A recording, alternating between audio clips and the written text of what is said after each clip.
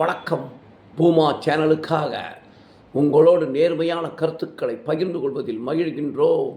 நீங்களும் உங்கள் ஆதரவை எங்களுக்கு சப்ஸ்கிரைப் செய்து கொண்டு மேலான ஆதரவை வழங்கும்படி கேட்டுக்கொள்கின்றோம். இன்று தாவேக அரசு சர்ச்சை. முதலில் பண்டிட் ரத்தன் அவர்களை தனி அதிகாரியாக நியமித்ததில் சர்ச்சை. அந்த ஆணையை ரத்து செய்தது. பிறகு ஜெகதீஷ் என்பவரை தனி அதிகாரியாக அரசியல் ஆலோசகராக நியமித்துள்ளது. அதிலும் சர்ச்சை வெடித்துள்ளது. இன்று ஜனநாயகன் பட தயாரிப்பாளர் வெங்கட் நாராயணா அவர்களை டெல்லி சிறப்பு பிரதிநிதியாக நியமித்துள்ளது.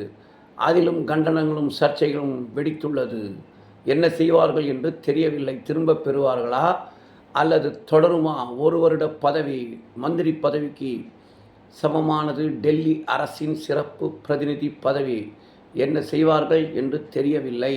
ஆனால் கண்டனங்கள் வலுக்கும் எதிர்குரல்கள் வலுத்து கொண்டு இருக்கிறது. ஏன் இப்படி சர்ச்சையில் சிக்குகிறார்கள் என்று தெரியவில்லை. மேலும் ஆதவ் அர்ஜுனா இன்று மாரத்தான் ரேஸில் அவர் பேசியதும் சர்ச்சைக்குள்ளானது.